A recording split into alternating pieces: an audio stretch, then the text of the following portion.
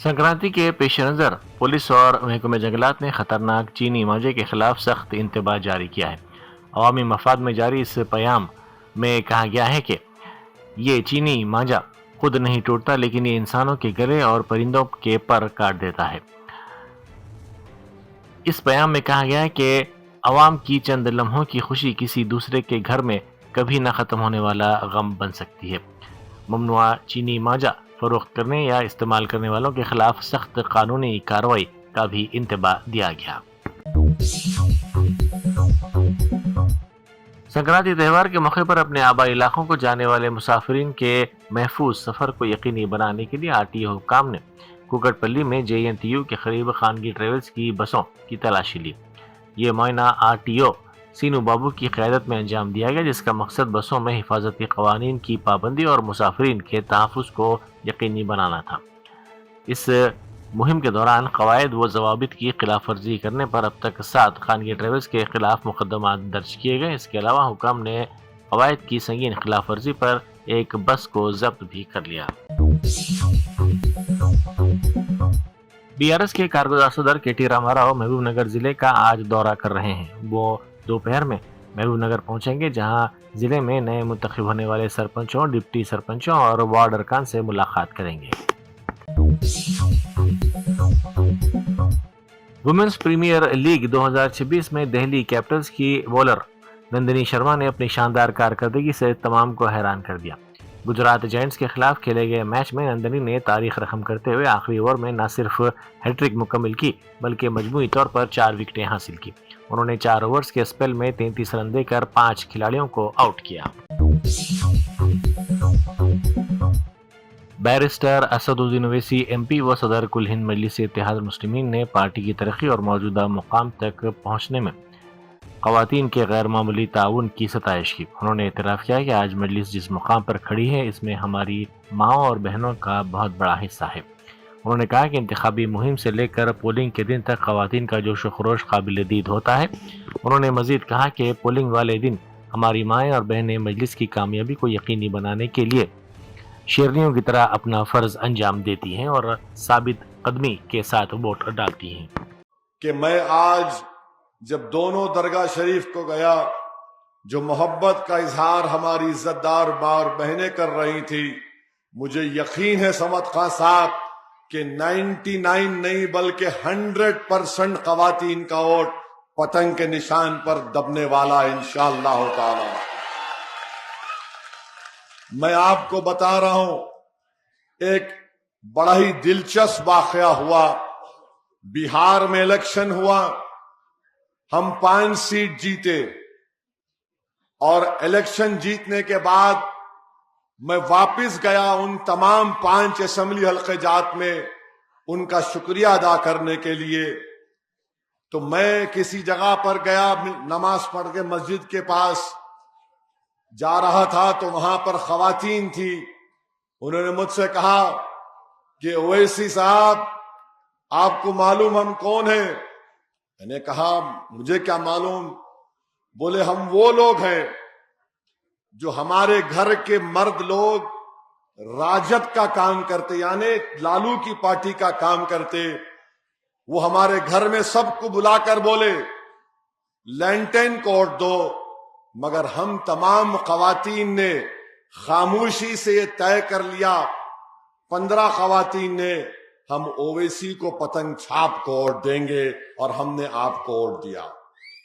तो ये है मामला। तो जो लोग मजलिस की मुखालिफ।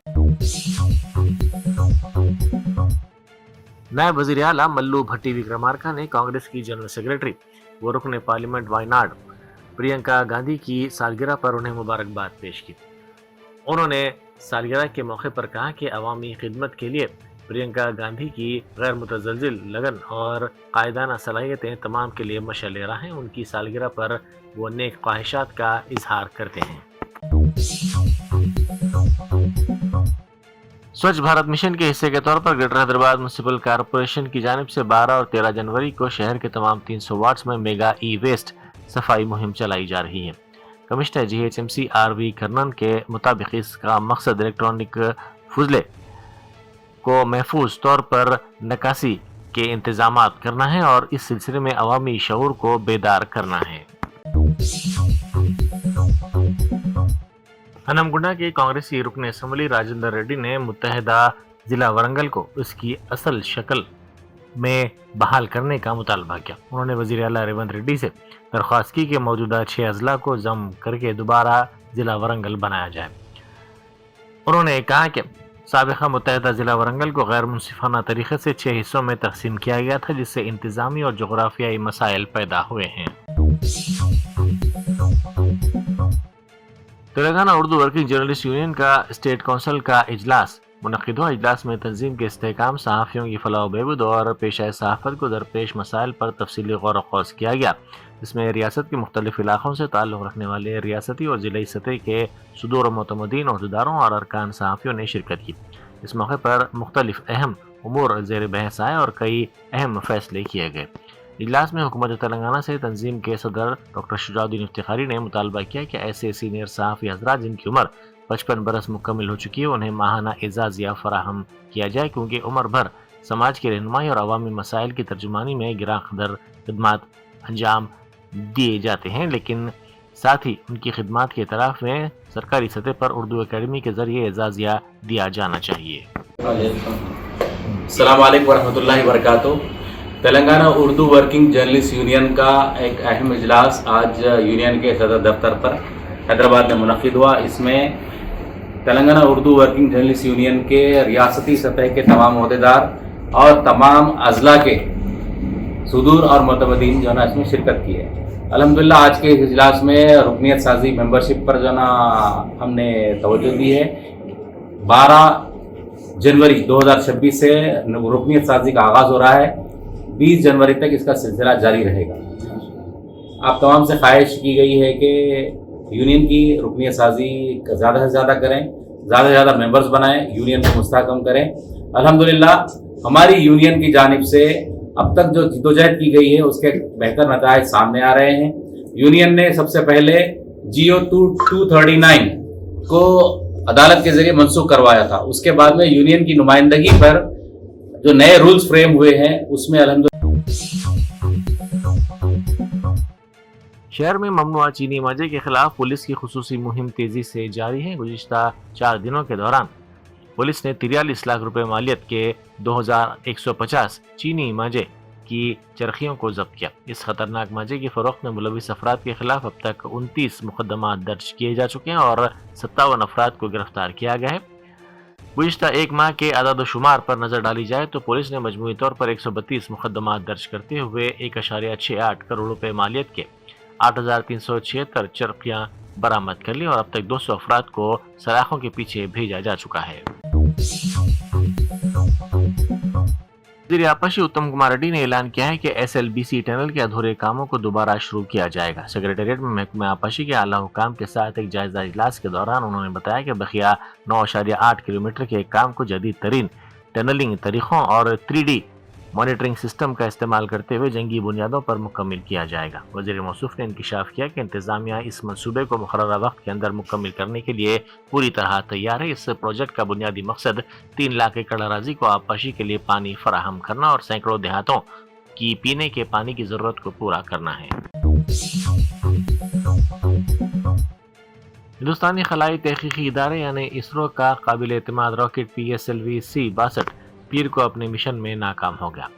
یہ راکٹ DRDO کے اہم ترین زمین کے مشاہداتی سیٹلائٹ EOS-N1 اور 15 دیگر ملکی و غیر ملکی سیٹلائٹس کو ان کے مقررہ مدار میں پہنچانے میں ناکام رہا۔ اسرو کے صدر نشین ڈاکٹر وی نارائنن نے مشن کنٹرول سینٹر سے سائنسدانوں کو مخاطب کرتے ہوئے کہا کہ پہلے 3 مراحل تک راکٹ کی کارکردگی نارمل تھی، اس کے بعد فنی خرابی پائی گئی اور فلائٹ اپنے راستے سے ہٹ گئی۔ یہ مشن مکمل نہیں ہو سکا، ہم ڈیٹا کا تجزیہ کر رہے ہیں اور جلد تفصیلات فراہم کریں گے۔ مہاراشٹر میں بلدی انتخابات کے پیش نظر مجلس کی سب سے کم عمر لیڈر انکتا ولاس جگتاپ ایک نئے ویژن اور دیانتدار قیادت کے طور پر ابھری ہیں۔ سیاسی تجزیہ کاروں اور عوامی حلقوں کا یہ ماننا ہے کہ انکتا جیسی نوجوان لیڈر کامیابی کی مستحق ہے، کیونکہ ان کی قیادت ہی حقیقی تبدیلی کی عکاسی ہے۔ انکتا ولاس جگتاپ عوامی مسائل کے حل اور نوجوانوں کی نمائندگی کے لیے ایک پرعزم آواز بن کر سامنے آئی ہیں۔ تمل ناڈو کی سیاسی جماعت ٹی وی کے صدر اور سرکردہ اداکار وجے آج دہلی میں سینٹرل بیورو آف انویسٹیگیشن یعنی CBI کے سامنے پیش ہونے والے ہیں۔ ان سے ستمبر 2025 میں کرور میں ایک سیاسی ریلی کے دوران ہونے والی بھگدڑ کے واقعے کے سلسلے میں پوچھ تاچھ کی جائے گی۔ اداکار وجے اپنے مینیجر جگدیش کے ہمراہ چنئی ایئرپورٹ سے دہلی کے لیے روانہ ہو چکے ہیں۔ سعودی عرب نے صومالیہ کی خود مختاری کو کمزور کرنے اور وہاں متوازی ادارے قائم کرنے کے کسی بھی قسم کے اقدام کو سختی سے مسترد کر دیا۔ سعودی نائب وزیر خارجہ کی جانب سے جاری کردہ ایک واضح بیان میں کہا گیا ہے کہ سعودی عرب صومالیہ کی علاقائی سالمیت اور بین الاقوامی سطح پر تسلیم شدہ حکومت کے ساتھ کھڑا ہے۔ دوسری جانب سیاسی تجزیہ نگاروں کا کہنا ہے کہ ترکی کی بھی صومالیہ میں فوجی موجودگی ہے اور اب وقت آ گیا ہے کہ دونوں ممالک سعودی عرب اور ترکی صومالی حکومت کا بھرپور ساتھ دیں۔ ایران میں جاری ملک گیر احتجاج اور مظاہروں کے خلاف حکومت کا کریک ڈاؤن جاری ہے۔ اس پر سخت رد عمل ظاہر کرتے ہوئے امریکی صدر ڈونلڈ ٹرمپ نے کہا کہ ایران نے اب سرخ لکیر عبور کر دی ہے۔ ایئر فورس ون پر صحافیوں سے بات کرتے ہوئے ٹرمپ نے کہا کہ ایسا لگتا ہے کہ لائن عبور کر لی گئی ہے، کچھ ایسے لوگ مارے گئے ہیں جنہیں نہیں مارا جانا چاہیے تھا۔ اگر آپ ایرانی حکام کو لیڈر کہتے ہیں تو میں نہیں جانتا کہ وہ واقعی لیڈر ہیں یا صرف تشدد کے ذریعے حکومت کر رہے ہیں، لیکن ہم اور ہماری فوج اس صورتحال کا کافی سنجیدگی سے جائزہ لے رہی ہے اور ہم کچھ انتہائی سخت فوجی اختیارات پر غور کر رہے ہیں۔ جموں کشمیر میں LOC کے قریب نوشہرہ راجوری سیکٹر میں پاکستان کی جانب سے ایک بار پھر اشتعال انگیز کارروائی سامنے آئی ہے، جہاں ہندوستانی سرحد کے قریب پاکستانی ڈرونز منڈلاتے ہوئے دیکھے گئے۔ ڈرونز کی موجودگی کا پتہ چلنے پر ہندوستانی فوج نے فوری کارروائی کرتے ہوئے فائرنگ شروع کر دی، جس کے بعد پاکستانی ڈرونز پیچھے ہٹنے پر مجبور ہو گئے۔ تاہم تھوڑی دیر بعد یہ ڈرونز دوبارہ نظر آئے، جس سے یہ شبہ پیدا ہو رہا ہے کہ پاکستان نے سرحد پار سے اسلحہ یا منشیات گرانے کی کوشش کی ہے۔